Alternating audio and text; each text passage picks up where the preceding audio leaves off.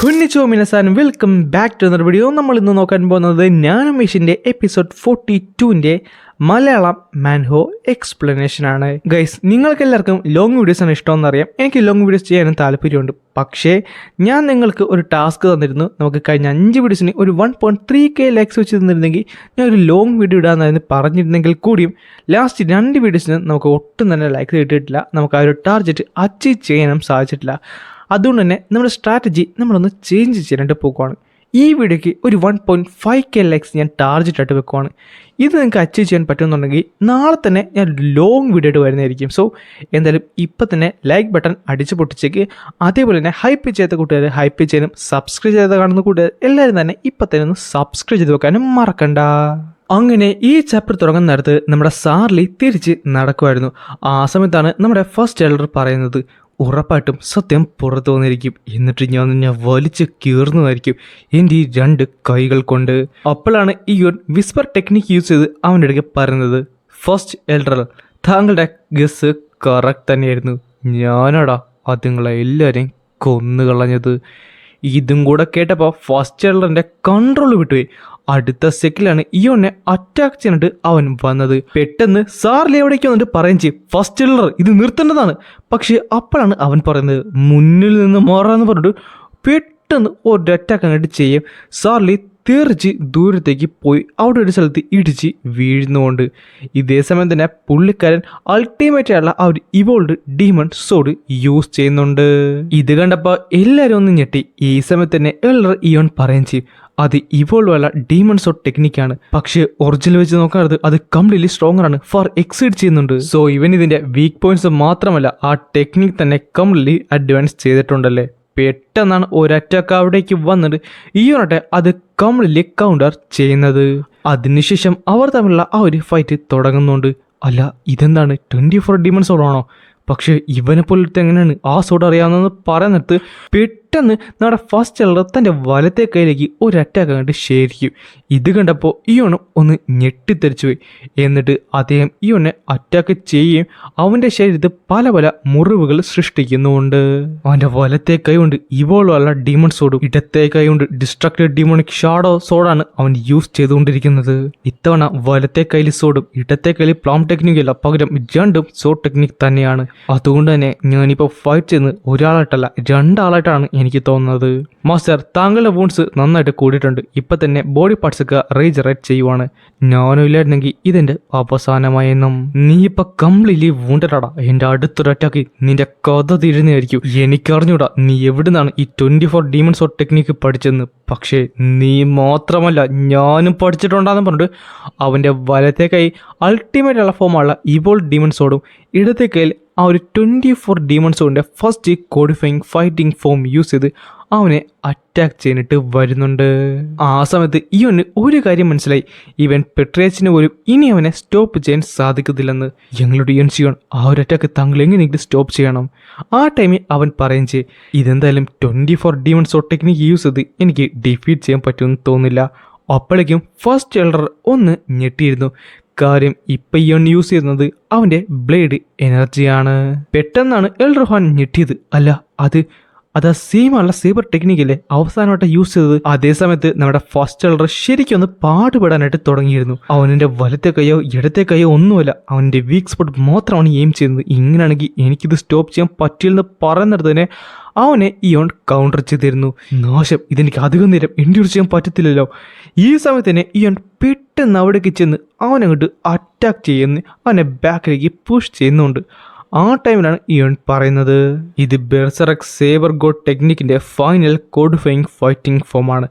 സത്യം പറഞ്ഞാൽ ഇതിൻ്റെ പേരെന്താന്ന് എനിക്ക് പോലും അറിഞ്ഞൂടാ. പക്ഷേ ഇത് കാണാൻ നിർത്ത്.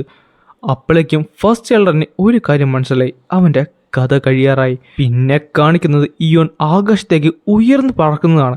അത് മാത്രമല്ല അവനെ കാണാൻ ഒരു ഡ്രാഗനെ കൂട്ടുണ്ടായിരുന്നു. അവൻ ആകാശത്ത് ചെന്ന അടുത്ത നിമിഷം നമ്മുടെ ഫസ്റ്റ് എൽഡറിൻ്റെ ശരീരം പല കഷ്ടങ്ങളായിട്ട് ചെതറി പോകുകയാണ്.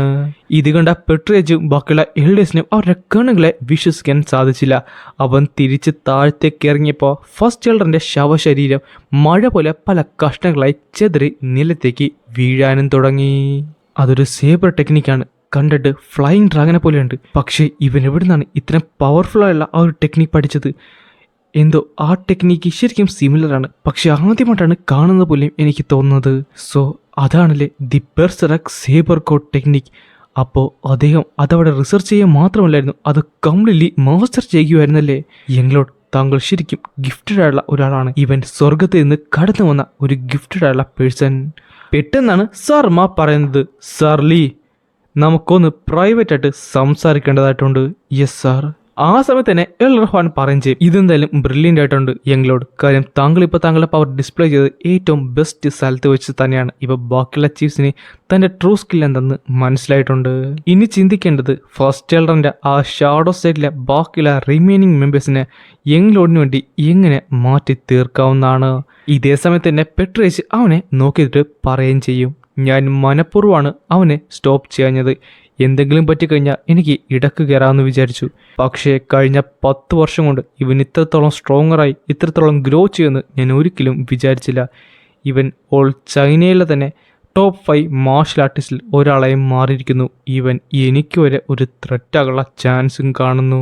ഇങ്ങനെയാണ് പോക്കെങ്കിൽ ഇവനെ കൺട്രോൾ ചെയ്യുന്നത് അത് എങ്ങനെ പോയാലും പാടായിരിക്കും. നിനക്ക് എത്ര ധൈര്യം കൊണ്ടാണ് പെട്രേച്ചിന് മുമ്പിൽ നിന്ന് ഇങ്ങനൊരു കാര്യം ചെയ്തത്? അതേ എൽഡർ ജിയോൺ, ഇപ്പൊ തന്നെ മുട്ടുകുത്തി താങ്കളുടെ ജീവനുണ്ട് കെഞ്ചാൻ തുടങ്ങിക്കോളൂ. താങ്കൾക്ക് എന്താണ് കിട്ടുന്നതെന്ന് പറയാൻ സാധിക്കത്തില്ല. അദ്ദേഹം താങ്കളോട് ഉറപ്പായിട്ട് ക്ഷമിക്കുന്നതുമല്ല. ഈ സമയത്ത് തന്നെ യോൺ അവരെ നിന്ന് നോക്കിയിട്ട് പെട്ടെന്ന് മുട്ടുകുത്തിട്ട് പറയുകയും ചെയ്യും, എന്നോട് ക്ഷമിക്കണം, എൻ്റെ ജീവൻ അവിടെ ആപത്തിലായിരുന്നു. ഞാൻ എന്നെ പ്രൊട്ടക്ട് ചെയ്യാൻ മാത്രമാണ് നോക്കിയത്. താങ്കളുടെ മുമ്പിൽ നിന്ന് ഇൻസുലൻസ് കാണിക്കണമെന്ന് എനിക്ക് ഒരാഗ്രഹവുമില്ലായിരുന്നു. പെട്രേച്ച് എന്നോട് ക്ഷമിക്കേണ്ടതാണ്. അത് തന്നെ, നീ എത്ര കോൺഫിഡൻ്റ് ആണെങ്കിലും എത്ര കോപ്പാണെങ്കിലും നിനക്ക് അതോറിറ്റിനെ ഒരിക്കലും ചലഞ്ച് ചെയ്യാൻ സാധിക്കത്തില്ല. ഇനി നിനക്ക് മതിയായിക്കോളും.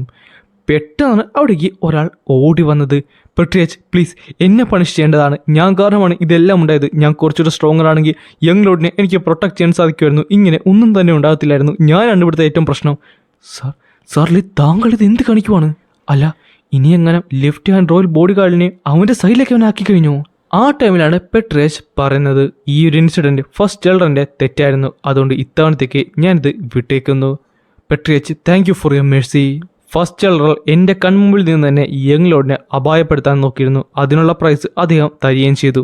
സോ കാര്യങ്ങളൊക്കെ ഫെയർ ആയിട്ടുണ്ട്.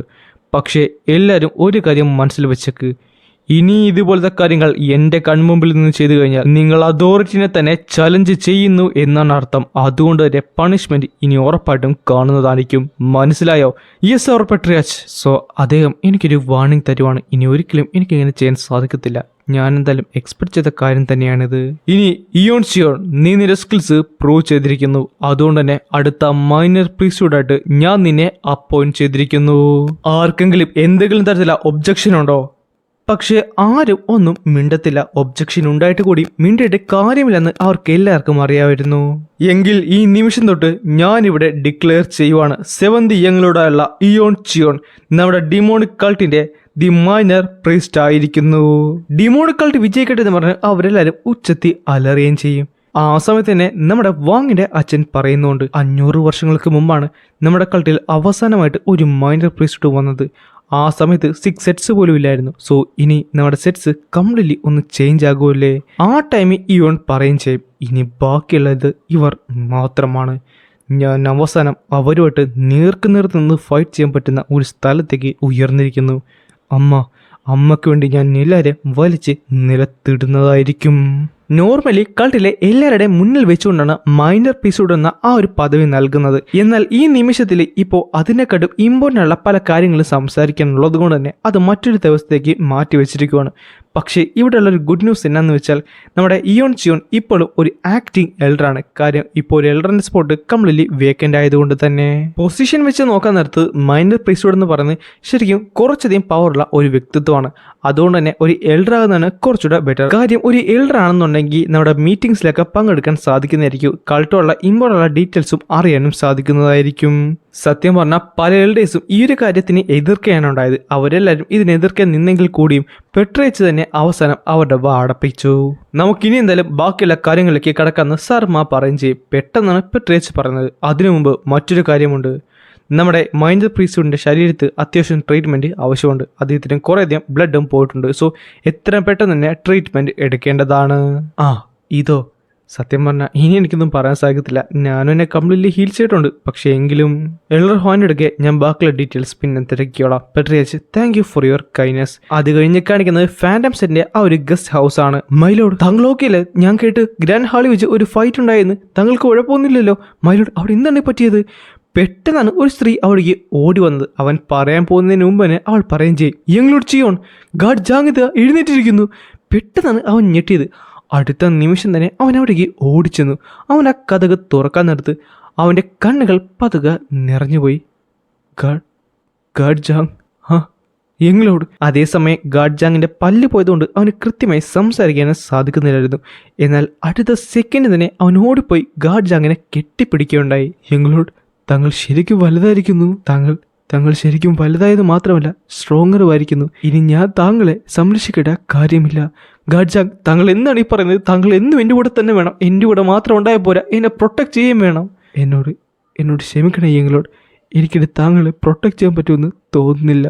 കാര്യം ആ സമയത്ത് അവർ രണ്ടുപേരും ഒരേപോലെ സാഡായി. ഇല്ല, ഗാഡ് ജാങ് തൻ്റെ ജീവൻ തന്നെ എനിക്ക് വേണ്ടിയാണ് മാറ്റിവെച്ചിരുന്നത്. തൻ്റെ ജീവിതത്തിലെ ഏറ്റവും നല്ല നിമിഷം എനിക്കുള്ളത് ഗാഡ് ജാങ്ങോട്ട് മാത്രമാണ്. അദ്ദേഹത്തിൻ്റെ അവസാന നാളുകൾ ഞാൻ ഒരിക്കലും ഇങ്ങനെ വിട്ടുകൊടുക്കത്തില്ല. ഞാനോ ബ്രോക്കൺ അല്ല, ലോവർ അബ്ഡോമൻ റിസ്റ്റോർ ചെയ്യാണ്ട് എന്തെങ്കിലും മാർഗമുണ്ടോ? ഇപ്പോൾ നടക്കുന്നത് തോന്നുന്നില്ല. അതിന് കംപ്ലീറ്റ്ലി ഫർദർ അനാലിസിസ് ആവശ്യമുണ്ട്. എങ്കിൽ ആ കാര്യം ഞാൻ നിന്റെ കയ്യിലേക്ക് വിട്ടിരിക്കുന്നു. പക്ഷേ അദ്ദേഹത്തിൻ്റെ ഒടിഞ്ഞ പല്ലുകൾ എടുത്ത് മാറ്റി അവിടെ നമ്മൾ പുതിയ പല്ലുകൾ വെക്കുകയാണ്. അല്ല, ഇങ്ങനെ ടെക്നിക്കൊക്കെ ഉണ്ടോ? ഇത് ഞാൻ ആദ്യമായിട്ട്. അല്ല, അപ്പോൾ ലോവർ അബ്ഡോമൻ കുഴപ്പമില്ല, അതെന്തായാലും ഇപ്പോൾ നടക്കുമെന്ന് തോന്നുന്നില്ല. പകരം അദ്ദേഹത്തിൻ്റെ പല്ലെങ്കിലും നമുക്ക് റെഡിയാക്കാൻ സാധിക്കുമല്ലോ. ഗാഡ് ജാങ്, ഞാൻ ഒരു കാര്യം കൂടെ പറയാൻ മറന്നുപോയി. അതെന്താണ്? ഞാൻ നമ്മുടെ ഗ്രാൻഡ് ടൂർണമെൻറ്റ് ജയിച്ചിരിക്കുന്നു. മൈനർ പ്രീസ്റ്റ്വുഡ് ആയിരിക്കുന്നു. എന്ത്?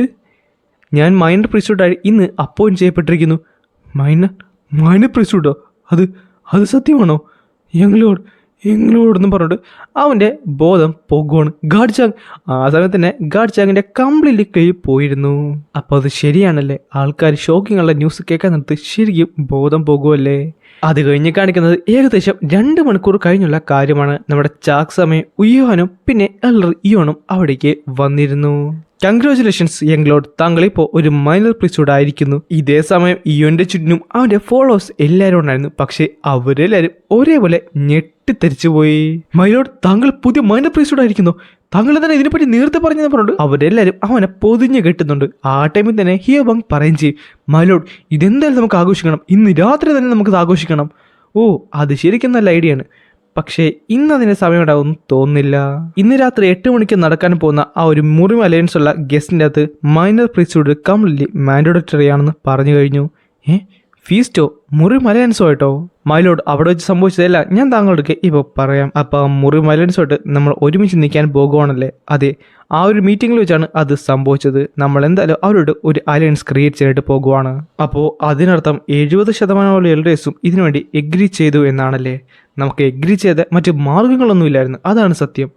അതെന്താണ്? അഹൂയും പിന്നെ സിൻജാങ്ങും ഇപ്പോൾ നമ്മുടെ കയ്യിലല്ല. അല്ല, അത് ഈവൽ ഫാക്ഷനാണോ? അല്ല, അത് ഈവൽ ഫാക്ഷനല്ല. പകരം ഇതുവരെ ആരും തന്നെ ഇൻട്രസെപ്റ്റ് ചെയ്യാത്ത മറ്റൊരു കൂട്ടം ആൾക്കാരാണ്. നമ്മുടെ കൾട്ടുമല്ല, പകരം ഫാക്ഷനോ അല്ല, പിന്നാരാണ്? ഒരു കോമൺ ഫാക്ഷനോ?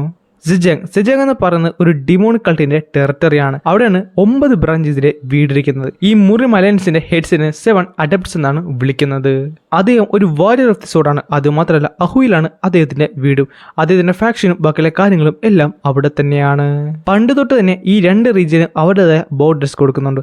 അതുകൊണ്ട് തന്നെ 3 മുറിം ഗ്രേറ്റ് പവേഴ്സും അവിടേക്ക് വന്നിരുന്നു ആ ഒരു കാര്യത്തിന് വേണ്ടി, ആ ഒരു സ്ഥലത്തിന് വേണ്ടി. അതുകൊണ്ട് കോൺസ്റ്റന്റ് ആയുള്ള വാറും അവിടെ ഉണ്ടായിട്ടുണ്ട്. എന്നാൽ റീസെന്റ് സെജാങ്ങിലെ ഡിമോണിക് കൾട്ടിന്റെ ആ ഒരു ബ്രാഞ്ചിൽ ഒരു കൂട്ടം ആൾക്കാർ അവരെ എല്ലാവരും ആക്രമിക്കുകയുണ്ടായി.